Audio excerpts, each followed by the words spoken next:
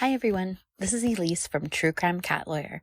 I'm joined as always by my co-host Winston the Cat. Every other Thursday, Winston and I bring you a new story about a murder, disappearance, or serial killer with a special focus on cases from our hometown, the Pacific Northwest. This includes Idaho, Oregon, Washington, and British Columbia. For more information, you can find us on Twitter at True Crime Cat Law or on Instagram at True Crime Cat Lawyer, and feel free to send us an email at truecrimecatlawyer@gmail.com. We hope you'll give us a listen.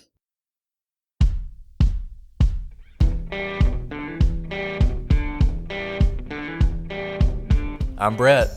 And I'm Alice. And we are the prosecutors.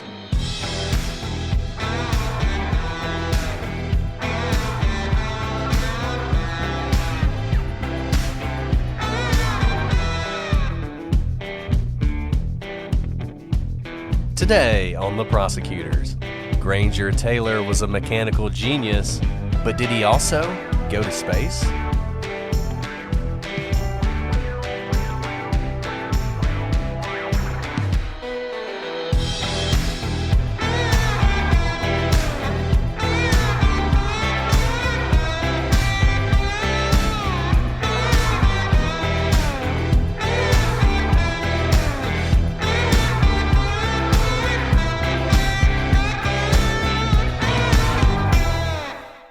Hello, everybody, and welcome to this episode of The Prosecutors. I'm Brett, and I'm joined, as always, by my cyclopean co-host, Alice.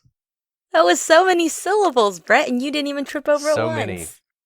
It's possible it's actually pronounced cyclopean, but I actually who's here to argue, right? No idea what that means. Does it mean I'm a cyclops? It does not. It actually usually describes buildings, and it comes from Cyclops because it's like these massive stone structures that, you know, people thought were built by giants. So does it mean I am a giant person? It means yes, exactly. You're giant in your awesomeness. Think of it that way.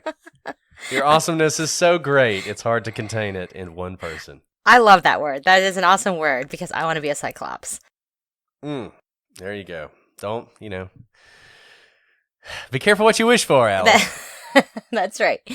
Now, you guys may all be thinking, Brett sounds different. And that's because Brett is like incredibly ill right now and should be sleeping and not recording a podcast, but he loves October so much and he loves these creepy cases so much. He said, no, I must wake up and record. So, Brett, you're a trooper. Incredibly ill is a little bit of a stretch, but pardon my scratchy throat. Well, I'm glad to talk to you because I've missed you since you have been sick, but also glad we are recording from remote locations.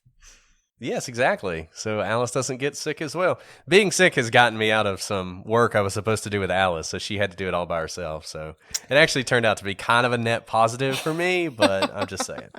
Well, he's picked up a lot of my slack, so it's barely even right now.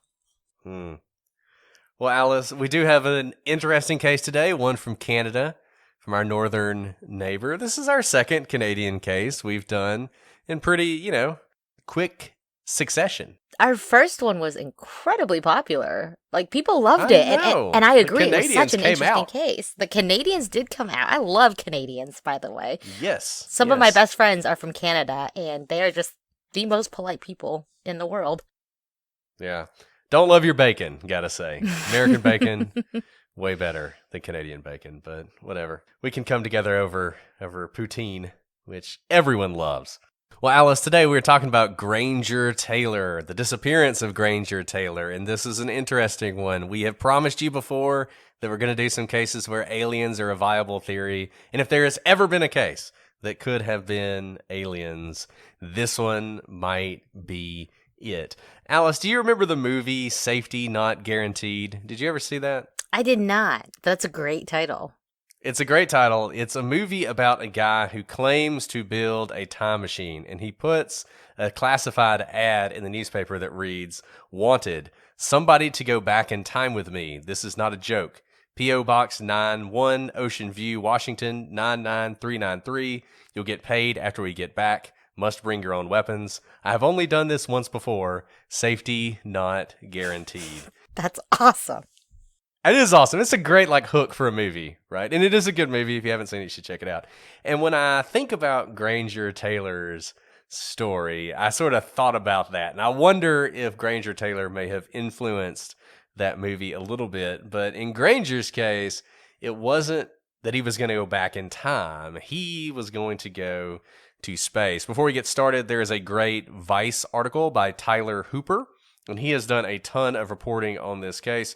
You can also hear him discuss this case on the Nighttime podcast, which is a great podcast that has a lot of great cases. If you guys haven't listened to that before, you should check it out. And we will have a link to it in the show notes if you just can't get enough of Granger Taylor. Well, I think that is enough introduction. Let's dive into the story. So the 6'3", 240-pound man cut quite the figure, but everyone who knew Granger Taylor knew that he was, in many ways, a big teddy bear and an absolute genius. His understanding of machines and mechanical engineering was so uncanny as to be almost inexplicable. You would think that someone who understood the workings of machines as well as he did, and we're going to give you some examples of that here in a minute, would have spent a lot of time in school. This would be the kind of guy who, has a doctorate in engineering or something, but it all came natural for him. He actually didn't have much use for school, and in fact, he had dropped out by the 8th grade. But growing up in the small town of Duncan on Vancouver Island, he found plenty of other opportunities to display his immense talents. He was barely a teenager. In fact, I think he was only 12 when he restored an old car to perfect functioning. And he wasn't much older when he rebuilt the engine on a bulldozer that he would actually loan out to his neighbors for their projects around the home. And his exploits only grew more extraordinary. And Alice, as someone who can't do anything and barely even understands how an engine, how the internal combustion engine works, to me, this is just amazing on another level. No, I think that's exactly right, Brett. I mean, this is no joke, I can barely unscrew the battery covers on children's toys to change the battery for my kids' toys, much less try to fix an engine. And it was one of those things when the pandemic started and you're like, is civilization going to fall? Because if civilization falls, I'm in a lot of trouble because I can't actually do anything. I'm an absolutely worthless person outside of sort of our current civilized state.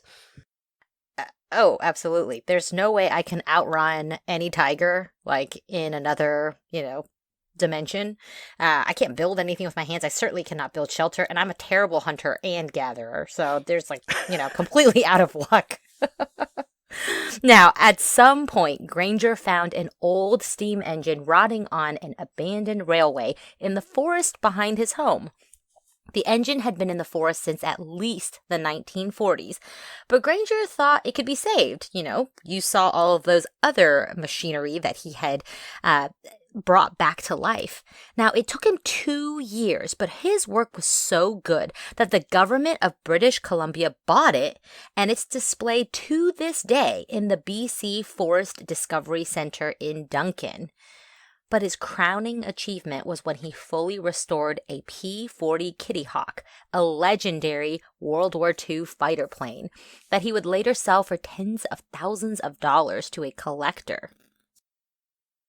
Yeah, which is crazy. I mean, that's just insane. And the Kitty Hawk in the P-40, it's, you've seen those planes from World War II that have the shark teeth on the front. It's one of those. So you can already see that this guy has this incredible ability that sort of defies reason. I mean, I guess he was just really good at figuring out how things worked, even though he'd never had any formal education or not much formal education. He could just sort of look at these things and figure it out. It kind of reminds me of Einstein. I mean, Einstein obviously did have a lot of education, and some of his struggles in various classes have been overstated. But Einstein often, the way he came up with some of his ideas, it wasn't so much like you might think of science today. He very much would sort of sit in a room and think about things, and he would think about the way things worked and the way things had to work, and he would visualize the way these complex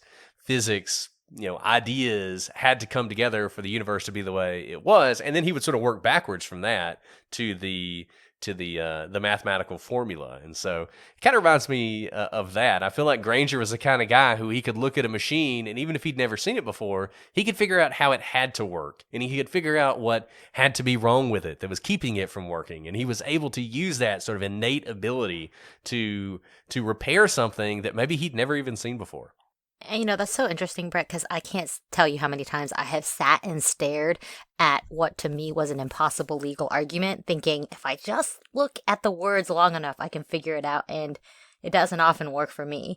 And that's something I studied extensively, right? Like I have a degree in understanding the law.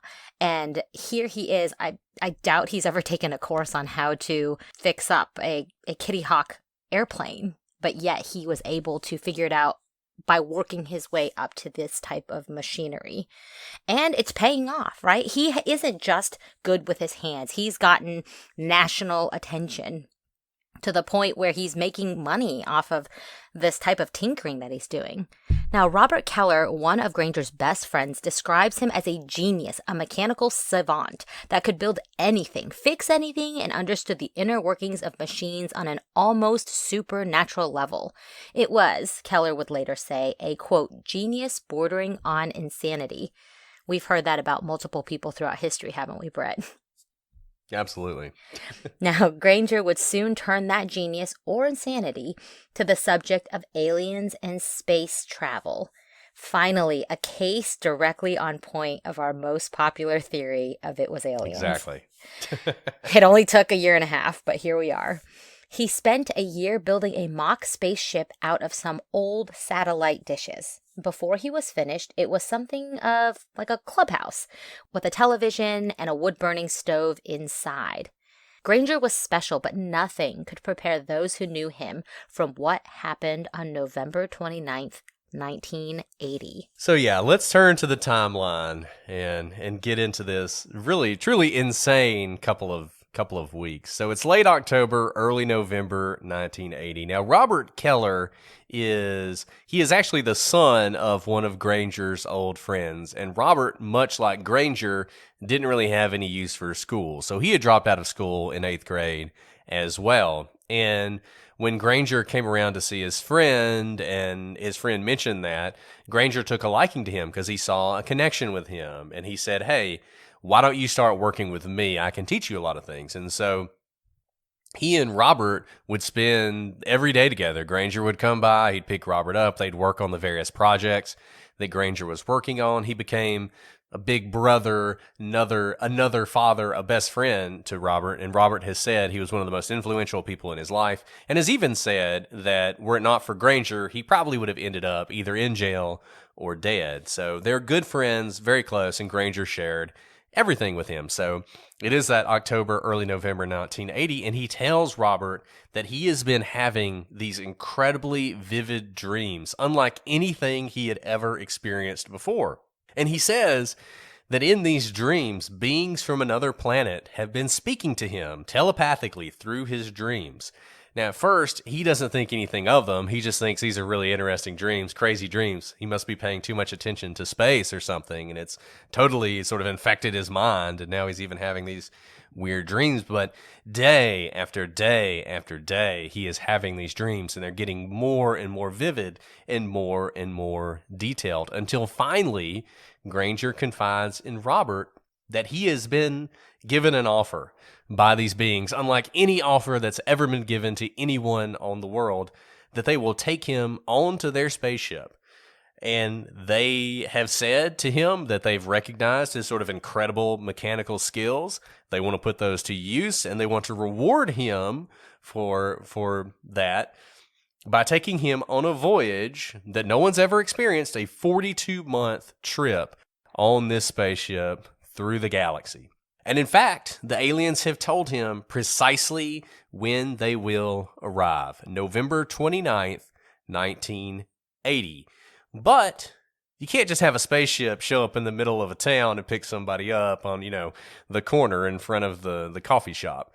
So they will come under the cover of a storm unlike any the area has ever seen, one dark enough and loud enough to conceal their approach. So this is a pretty detailed story we got here from Granger, and it's pretty obvious to Robert that he absolutely believes this story to be true. Yeah, I mean, it doesn't sound like a dream in the sense that there are specifics like 42 months of a trip, the date that they will come, and how they will come and get him. Those are all very specific things. If you study the psychology, I don't know if that's the right word, but the psychology of dreams, there's a reason that voices and images are kind of blurry. It's because it's the way the brain processes different things through its synapses.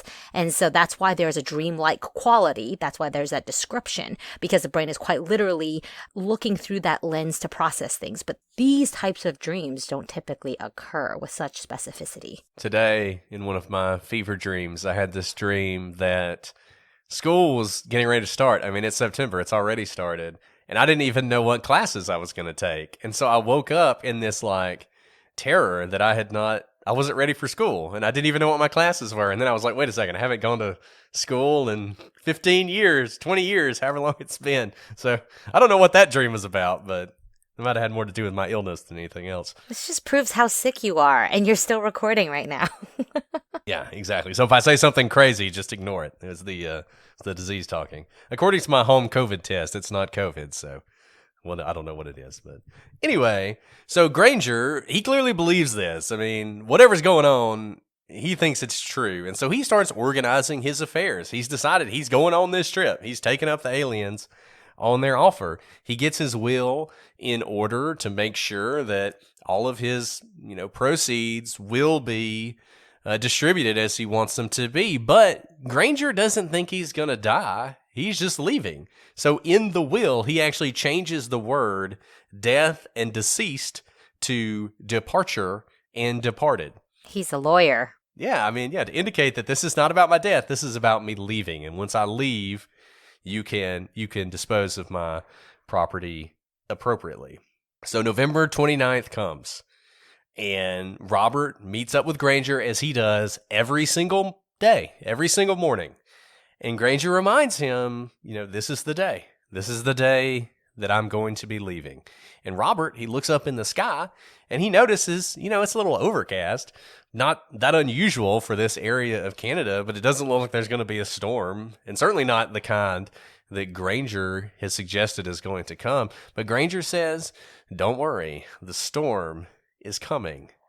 And he is right. Before the day is over, the area will be inundated with a storm the likes of which no one has seen in living memory. The news will dub it the storm of the century. Alice, before we continue, I want to talk about one of our favorite sponsors, PDS Debt. Now, I know many of you feel like old debt or past financial decisions are holding you back in life. Our sponsor, PDS Debt, has customized 0% interest programs for anyone struggling with credit cards, personal or student loans, medical bills, collections, or any other type of debt. PDS Debt is so confident they can save you money. They are giving our listeners with eligible accounts $25 Visa gift cards for completing the assessment online. Bad and fair credit are accepted, and anyone can start saving now.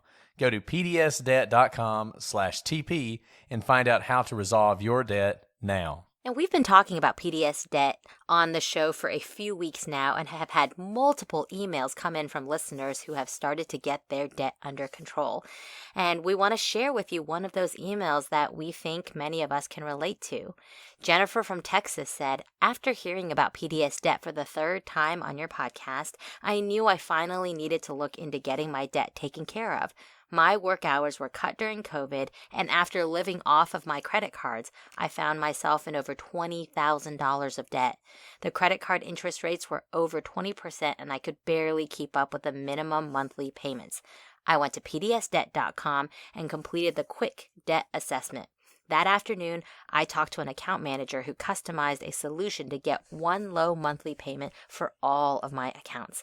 My monthly payments were cut in half, and I will be debt-free in 24 months. I'm also paying 0% interest and saving over $8,000 that would have otherwise been wasted on high interest and fees.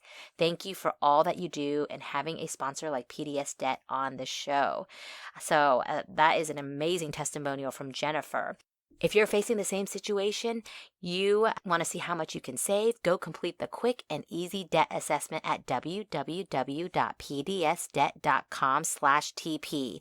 That's pdsdebt.com/TP.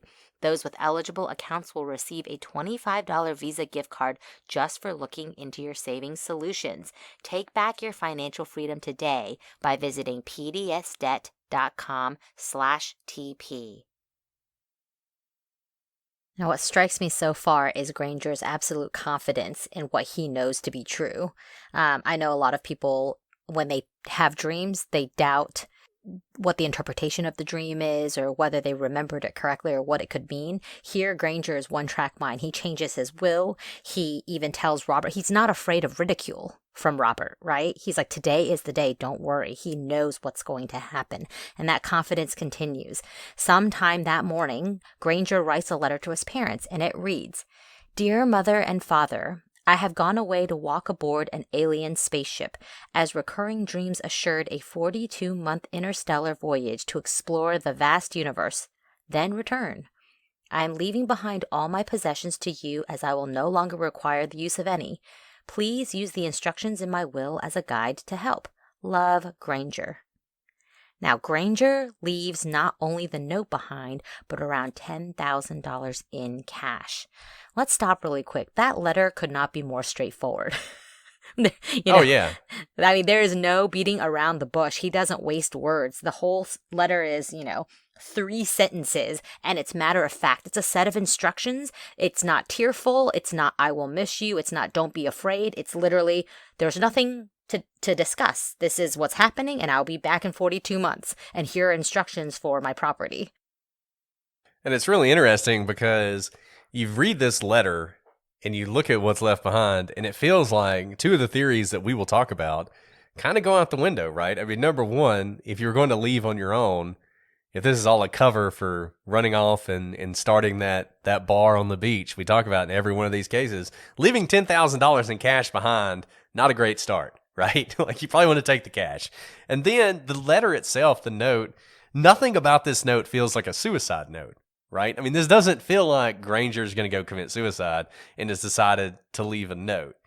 Maybe it is some sort of weird suicide note, but it doesn't feel that way. It fits with everything else Granger has said for the last month. Absolutely.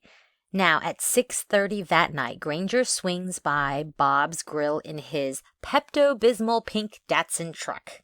That is also an awesome ride for someone who could probably drive anything because he can fix up anything. But he likes to make a statement. He painted it pink himself, so. he likes to make a statement. He is wearing a light jacket and is not at all dressed for the gale force winds and massive storm rolling through town. Remember, the storm that is dubbed the storm of the century.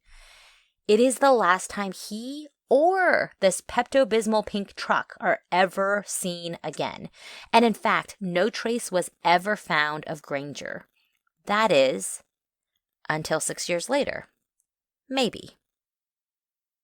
So that brings us to March 1986, 6 years later, and forestry workers working on a mountain near town called Mount Prevost discover what appears to be a blast crater on the side of the mountain, not that far away from where Granger lived. Now, the vehicle that they find in this blast crater, that they believe to be in this blast crater, appears to have at one time been a truck. But whatever happened to this vehicle was so destructive that there are only small pieces of it even left to be found. A wheel from this vehicle is located 60 feet up in a tree. So whatever happened blew this wheel so high up that it landed 60 feet up in a tree. There did appear to be human remains within this crater, but like the truck, there's not much left of them. We have very small bone fragments that the police could not say definitively belong to a man or a woman. And although Granger's truck was most assuredly pink, the debris the police found was blue. But there was a license plate that went with Granger's truck that was found embedded in a tree, as if it had been on this vehicle and sort of blasted into the tree. And so the existence of that license plate led the police, the Royal Mounted Canadian Police in this case, or the Royal Canadian Mounted Police, I guess, to decide that this was Granger's truck and those were Granger's remains. But despite that fact, people to this day have doubted whether or not the truck they found on that mountainside was actually Granger's truck, and whether or not those bones actually belonged to Granger, or if something more mysterious than what is admittedly a mystery, even if it is Granger's truck, happened on that mountainside in 1980. Mind blown. I have no idea.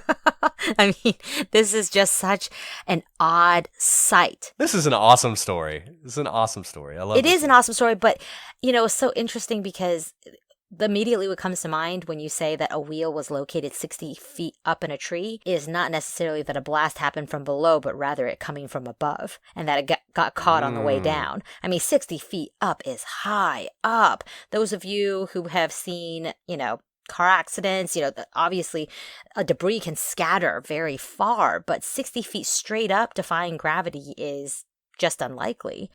Sounds like a photon torpedo or a phaser blast to me. Right. We'll see.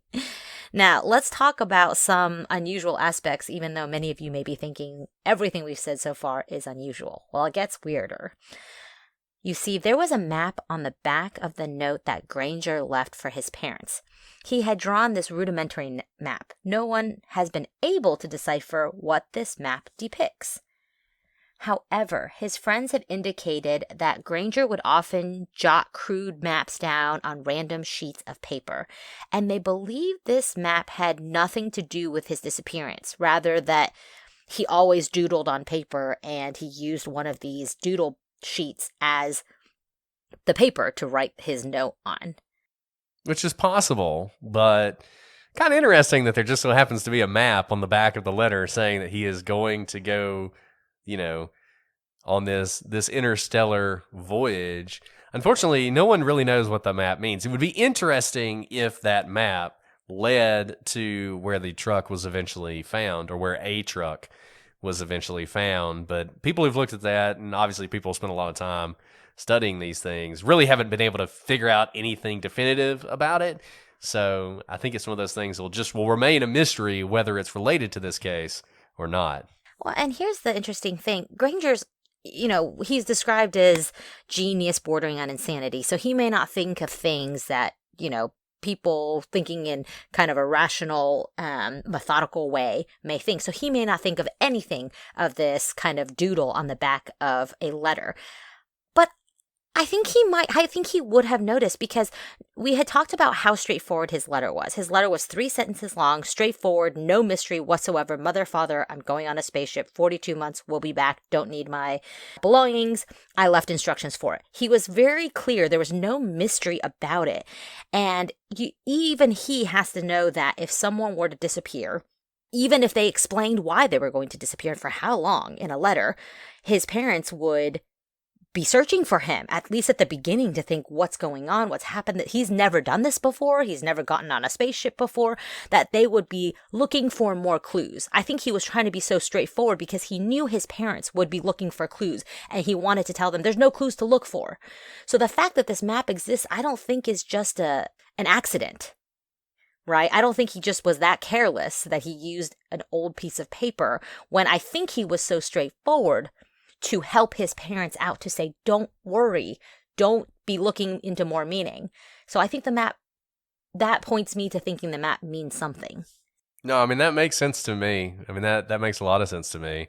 And it's a pretty important thing you're doing when you're leaving the letter, essentially the goodbye letter to your parents. You know, would you really just write it on a random piece of paper that has random things in the back of it? I don't know. So I kind of tend to agree with you. I think it might have something to do with it, but because of the way Granger's mind worked, I don't necessarily know that if he looked at that map, he would probably be able to determine exactly what it means. But I don't know that anybody else who looks at it is going to be able to make that determination. There's also the question of drug use. Granger liked to smoke marijuana and use LSD.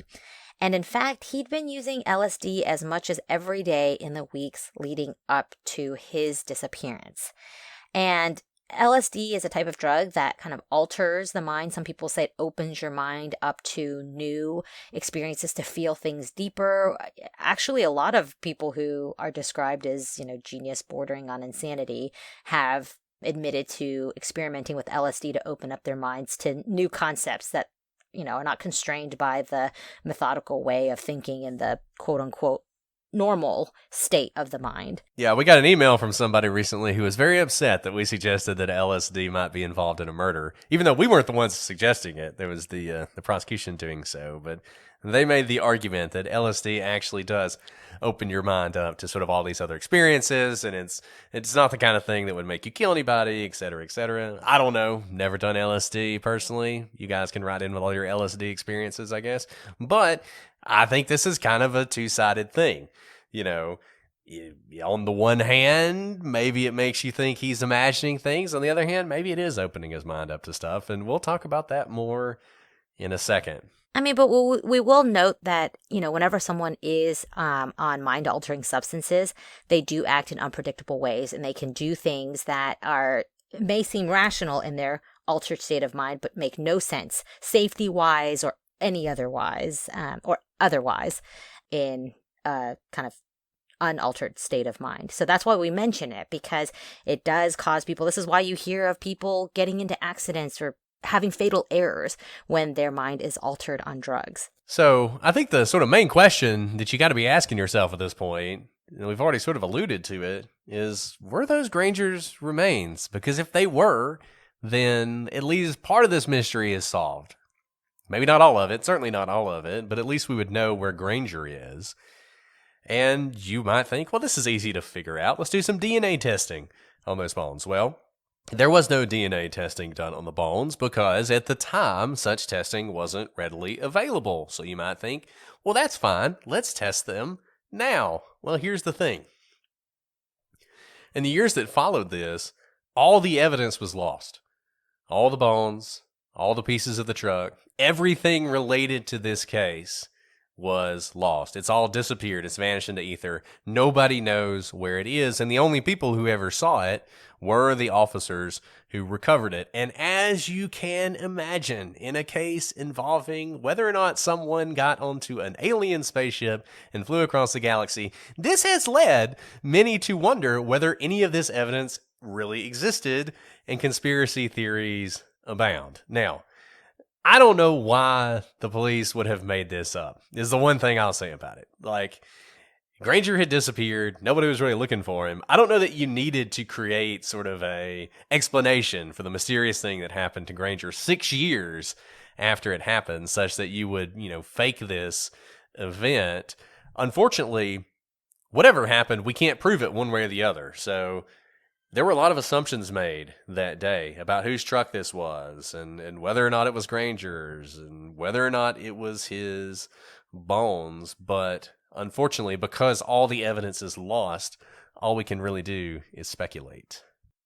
Yeah, this doesn't seem like the situation where so much public pressure was on the missing persons case, right? Because he left this letter that so for some reason, the police were pressured into making some developments in the case. We've seen that in cases nowadays, right? People demand answers, family members demand answers, but people kind of knew Granger was out there. He had been telling Robert for weeks that he was going to go on this 42-month trip. He wrote a straightforward letter to his parents. He changed his will.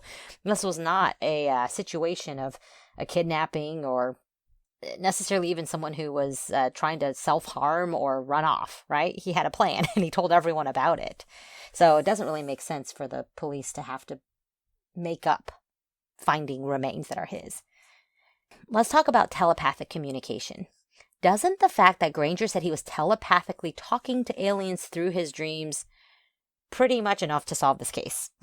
I mean, isn't that clear evidence of Granger's delusion that he said, his mind and the minds of the beings from outer space were talking to him? Doesn't that sound like a crazy person? Well, maybe and probably, but not necessarily. Back in the 1970s, when everything was cool and people were more open to psychic phenomena, two physicists suggested it might be possible to establish psychic links across great distances, enabling people to communicate with and even view entities across the globe or maybe even across the galaxy. This was called, quote, remote viewing.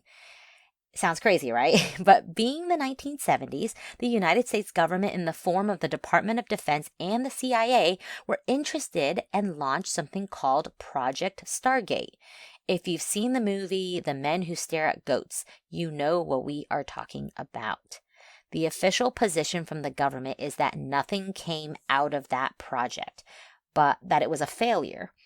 But conspiracy theories abound that in reality it worked quite well and continues to this day.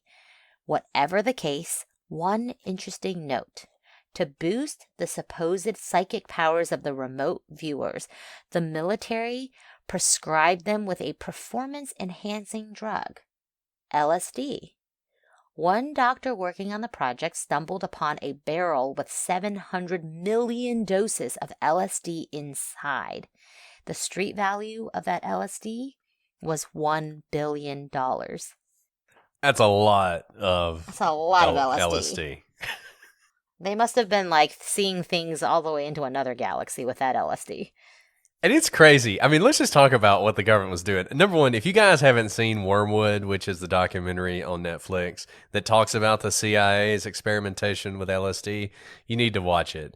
This whole project basically fell apart when the events of Wormwood occurred. But the CIA and these people, they were crazy, and they were testing on all sorts of people without their knowledge. It got so bad that a directive went out from the director of the CIA that they were not to spike the punch bowls at holiday parties with LSD, because that's the kind of thing they were doing.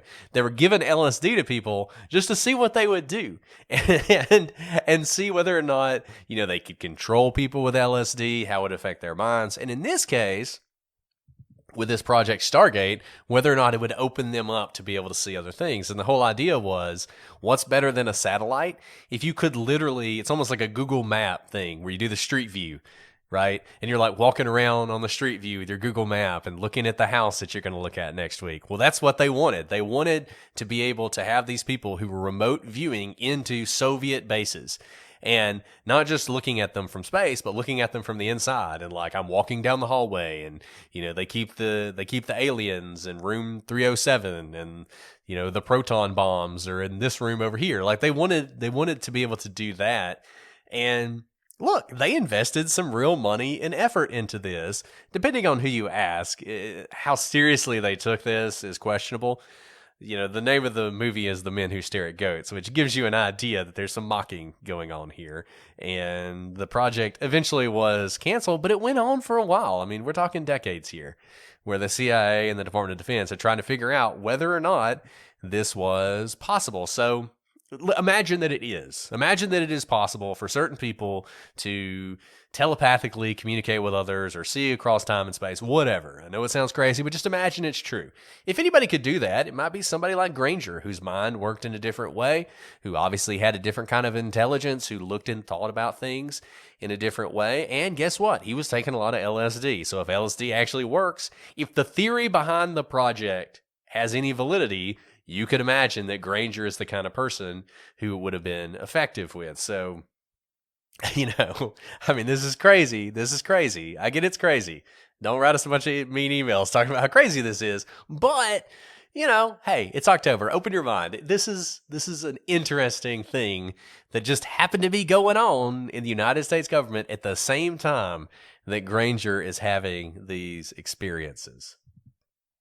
Brett, before we move on, I am so excited to talk about our sponsor, Green Chef. You guys know how busy we are, and I'm sure all of you. We work all day, rush home to kids who are hungry, and it's hard to get a healthy meal on the table, but not when you have Green Chef in your corner. I am so excited to make tonight. I had the crispy southern chicken. My kids gobbled it up, and it took just 30 minutes to prepare and put on the table.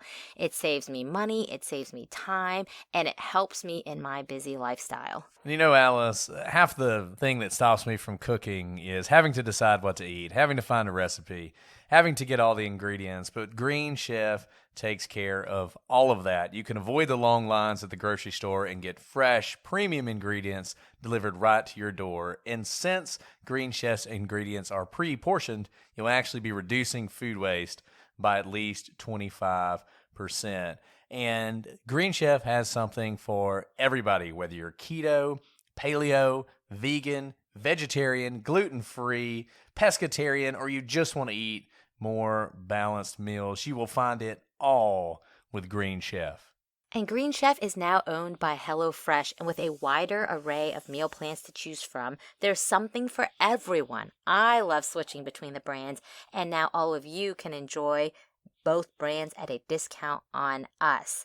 Go to greenchef.com/prosecutors125 and use code prosecutors125 to get $125 off, including free shipping. That's greenchef.com/prosecutors125 and use code prosecutors125. Find out for yourself why Green Chef is the #1 meal kit for eating well. So while we're talking about things that would disprove Granger's statements, you may be thinking of one that's very obvious. He said he was only going on a 42-month journey, but this was in 1980. It's 2021. I'm not very good at math, but I can tell you it's been more than 42 months since Granger disappeared. And in fact, the town was really interested in this 42 number. Everybody in town knew what Granger had said. They knew he said he was going to come back in 42 months. So you can bet as the day was coming closer to when this 42 months would be up, people started getting excited and they got really interested. Is Granger going to show up? This was before the truck was found, so nobody knew anything about that. Some people, I'm sure, thought this was all some big hoax or some big game that Granger was playing and he was going to walk into town one way or the other. But the date came and the date went and months continued to pass and Granger did not appear. And this was a great disappointment to a lot of people, but it was not a surprise to Robert because Granger had explained to him that the trip was 42 months for him, but it wasn't 42 months for everybody else.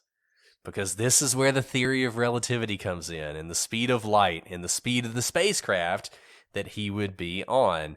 42 months would pass for him, but much more time would pass on Earth. And what Granger told Robert is 100% true. So let's talk about this. We're going to get a little nerdy here. I had to pull up my pencil and paper to work some of this out. But there is an equation for time dilation that you can use. So it's T equals T0 divided by 1 minus V2 over C2, and then you take the square root of that whole equation. So that's your basic thing. So essentially, V2 Obviously, is your velocity. Brett, for those of us who have forgotten about the equation of time dilation, thank you for refreshing our memory. You're welcome, Alice. I wouldn't want someone to not be able to do this in their head if they're interested. So you got your velocity, how fast you're traveling, and you're going to divide it by the speed of light. And because of our current physics, which is wrong, but our current physics tells us that we can't travel faster than the speed of light. So your velocity number is never going to be greater than the speed of light. So as you approach the speed of light, this equation will tell you how much time is passing for you versus how much time is passing for them. And I have already done the calculations for you. So let's imagine that Granger is traveling at 99.7% of the speed of light. And this is an alien spaceship, and these guys got to get around the galaxy. So they got to be getting pretty close to the speed of light. So let's assume it's that. 42 months for him would be 45 years for us. So if he was traveling at that speed, we can expect him to be back pretty soon. 45 years after 1980 would be 2025. So the people on the island should be paying attention to that. But Robert, when he talked to Granger, got the feeling that Granger would not be back until Robert was dead and gone. And if he did come back, it would be his grandchildren who were seeing Granger, not Robert. So let's up the speed a little bit.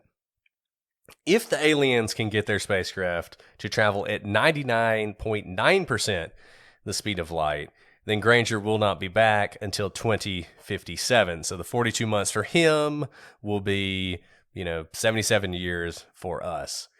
If they are able to travel at 99.99% of the speed of light, he will not return until 2228.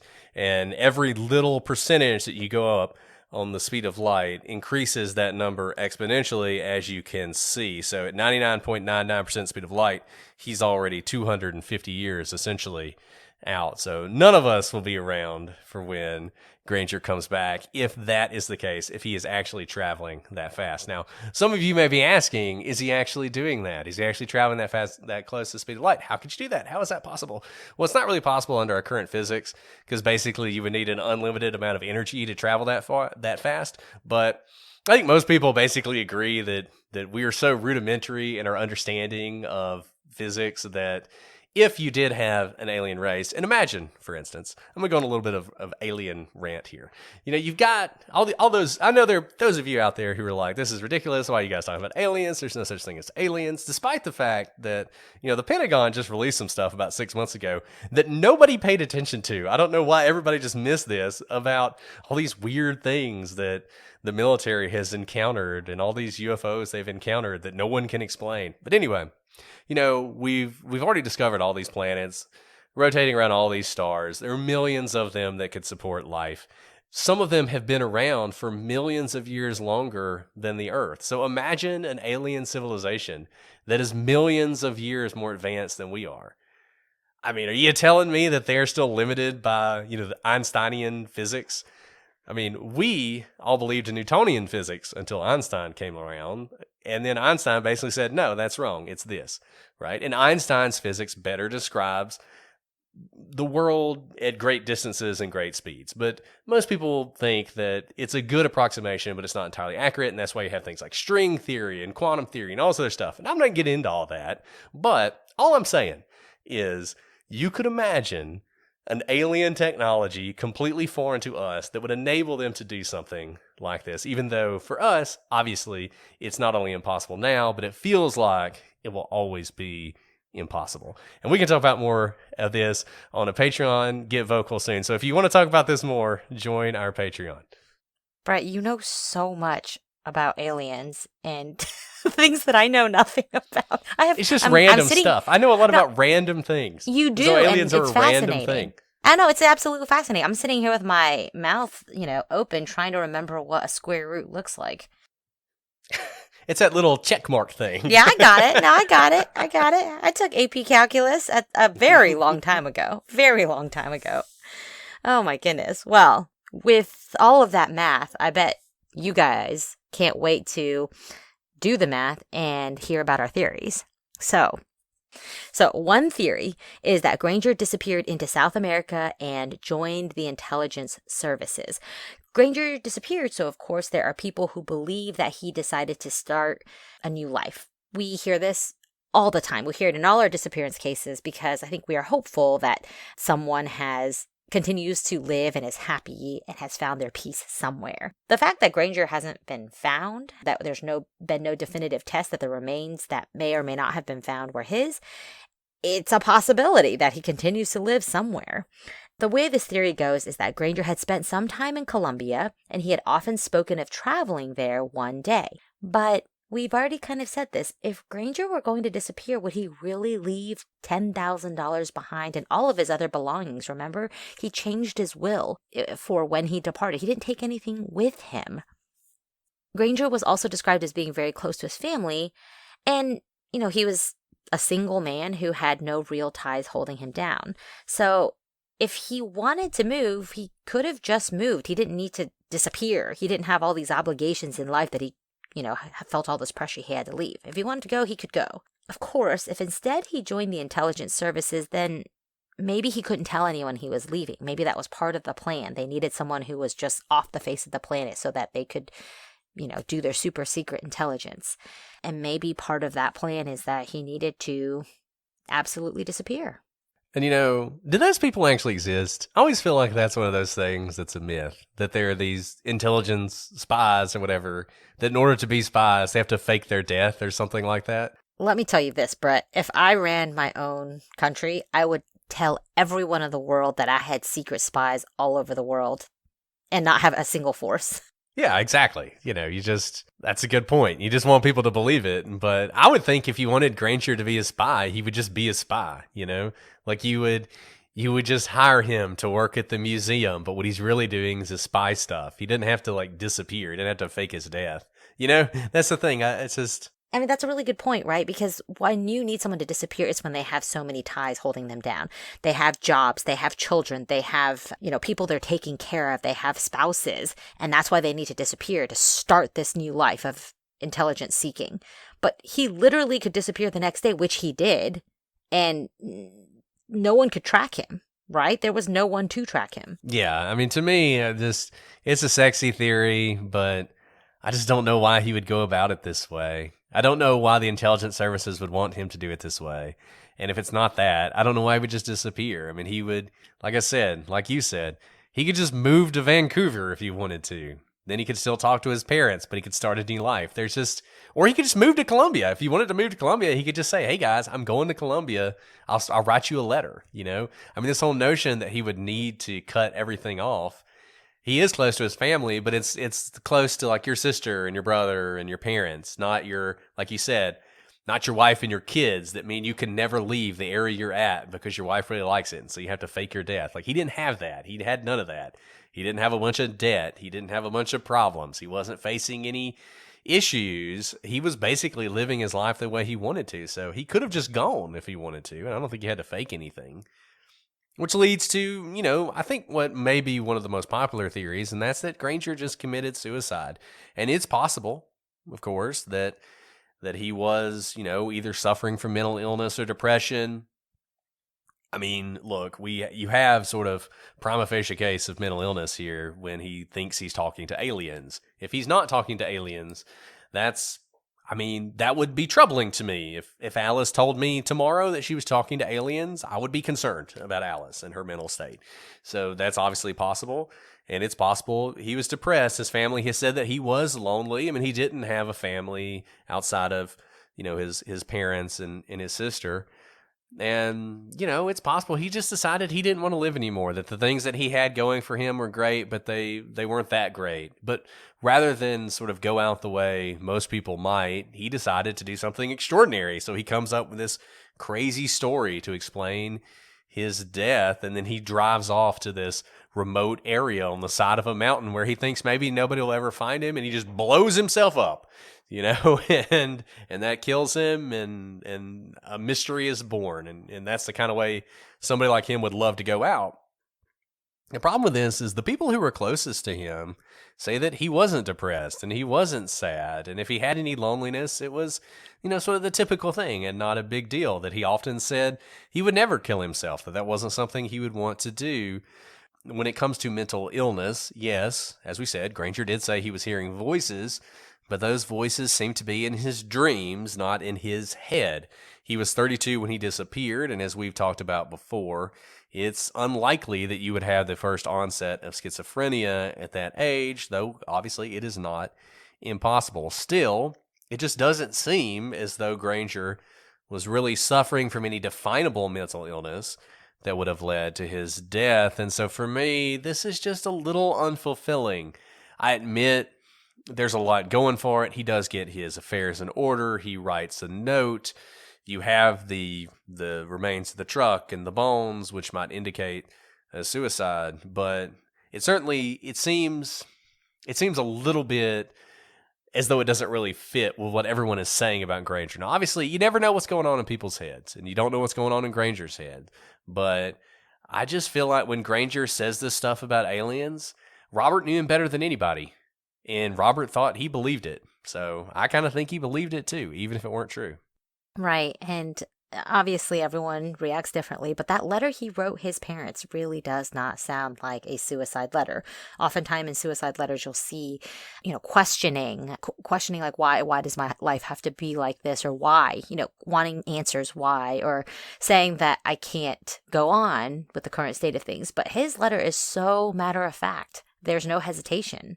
Or reassuring the people you leave behind that this is not about you, this is not your fault, there's nothing you can do. I mean, there's all sorts of things you might see in a typical suicide note this is obviously not a typical note. If it is a suicide note, it is not typical. It is not a typical no. If Granger didn't commit suicide, then it is possible that Granger died in an accident. Granger was known to have a supply of dynamite that he used to clear stumps on the family farm. Is it possible that he loaded up his truck with dynamite, intent on using it to blast him into space to, I guess, meet up with a spaceship?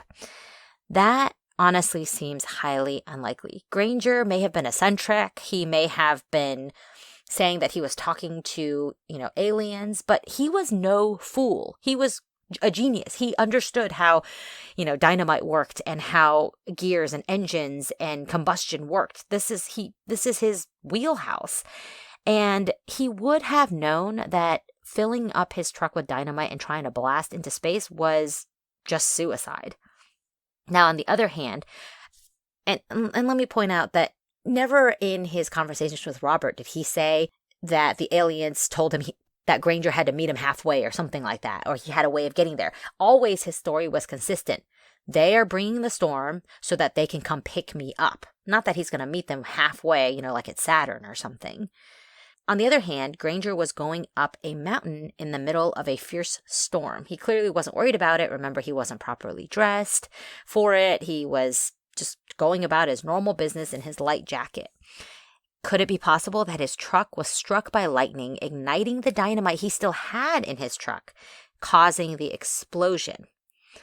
You might be thinking that's too many what ifs and literally lightning striking kind of chances. But a similar incident has happened before and in Canada. The John B. King, which is a drill boat, was drilling holes for dynamite in Ontario when lightning struck it, igniting the dynamite and killing 30 people when it did so. So it has happened before. He's known to have had dynamite, so maybe he wasn't intending to light it on fire, but rather the storm of the century occurred and struck the dynamite while he was driving the car. But you might be saying, what about the truck? Granger's truck was, remember, Pepto-Bismol pink, bright pink. The truck they found was blue. But as we noted earlier, Granger's truck wasn't originally pink. He had painted it pink. The resulting explosion and fire may have maybe burned the paint away, revealing its colors underneath. But this doesn't fit either, because according to Granger's friends, the truck wasn't blue before he painted it either. So where does this blue truck come from? Nevertheless, given the license plate found at the scene, the truck probably was Granger's, because Occam's razor. If you find a truck blasted to pieces, even if it's the wrong color, who knows how it could have gotten to that state where a wheel is 60 feet up in the air. If the license plate that was attached to Granger's car is found near this blasted truck, it probably means this truck was Granger's. If that's his truck, maybe Granger died along with whatever happened to the truck. But it's also possible that the aliens took him and they blew up the truck to cover their tracks, and Granger is not where the truck is. In fact, he is just fine.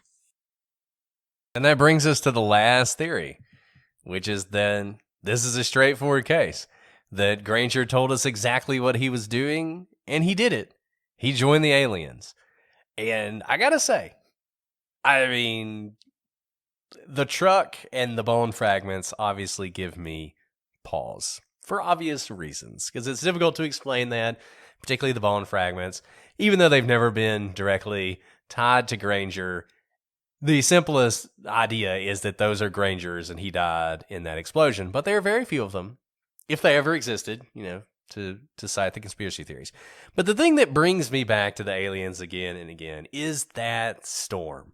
The storm that Granger predicted a month before it happened, that it would be the worst storm the area had ever seen. A storm so violent, so loud, so omnipresent that this spaceship could come down and pick Granger up and nobody would see it. That's how bad the storm was going to be. And this is 1980. You can barely predict the weather a month from now, today, with all the technology we have and the satellites and everything else. You can barely predict what's going to happen in a month.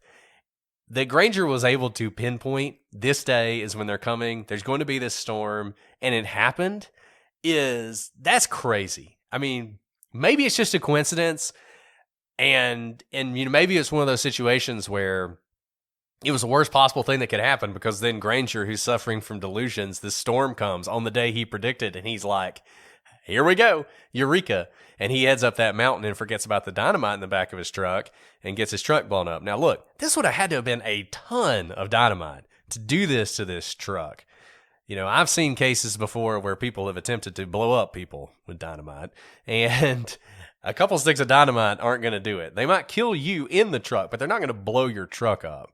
To accomplish this would have taken a ton of dynamite. I mean, he would have had to use every stick of dynamite he had. And interestingly, Robert says that he's 99% sure that he saw that dynamite at Granger's house after this event. So he would have had to have gotten some dynamite from somewhere else. And obviously, dynamite's not the kind of thing you just pick up at the local store.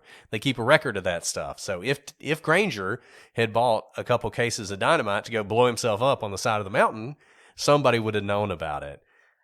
I mean, look, kind of come to the end here, Alice. I don't know what you think, but this is one where I choose to believe that Granger is flying around on that spaceship, even as we speak, seeing the wonders of the galaxy, and he's going to come back in 200 years or whatever to great acclaim, and the world will finally recognize him as the genius that he is.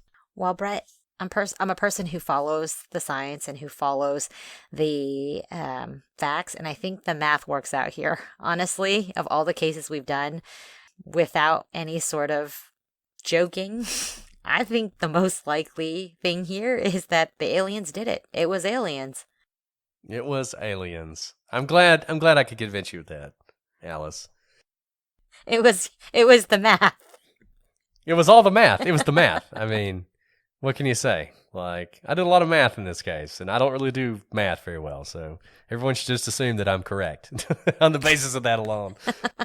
No, I mean, look, in all seriousness, Granger lived an extraordinary life. I'm glad that he gets recognition because of the way he disappeared or he died or whatever was going on with him.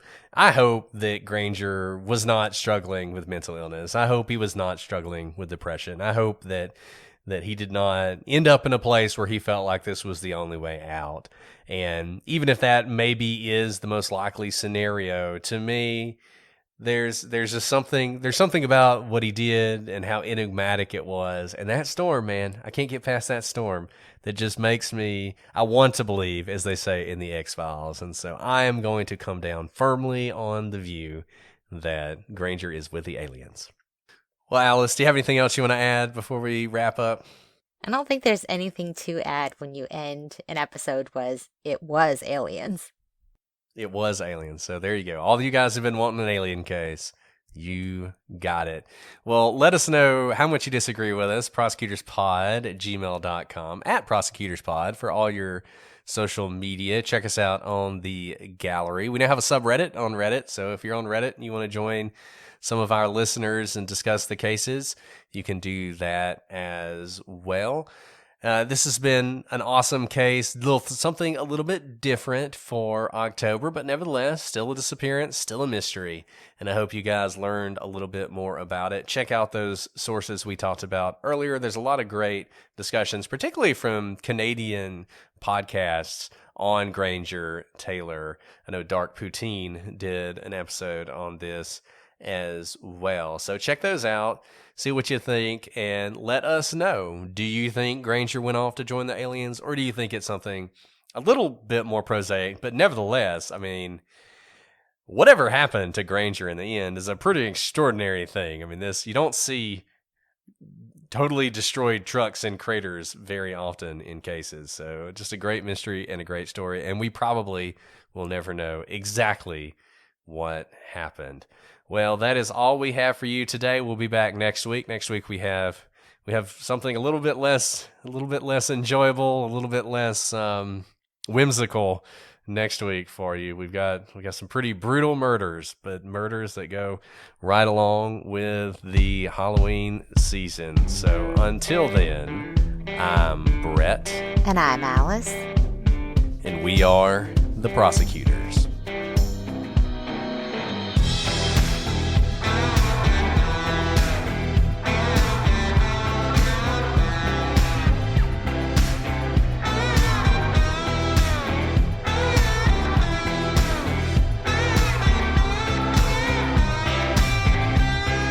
I'm sorry, my mind's going a million miles per hour because when your child throws up into your mouth, it just really, it sharpens the mind, shall we say. It sharpens the mind and lots of other things. Yeah, because it's like the ultimate offense, but like they didn't do it on purpose. You're amazing, Alice. Oh, I'm not amazing. You should have seen my face. So amazing. It was utter horror, and then I had to cover it up and laugh because I had scared my own child with my utter disgust of him. You're impeccable.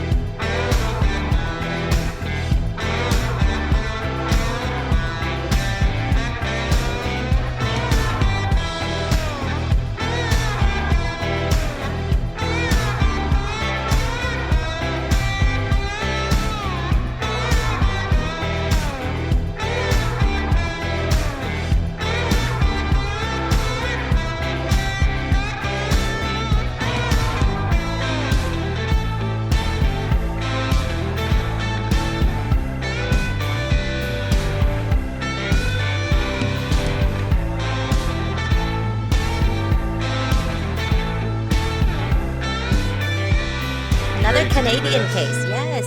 Another Canadian case, yes. Maple syrup, poutine. Poutine. Oh my gosh, the first time I had poutine was at midnight at a Canadian wedding, and it was, poutine might taste awesome on its own, but after a night of dancing at midnight was the best thing I've ever tasted. I like gravy and I like fries. So it's delightful.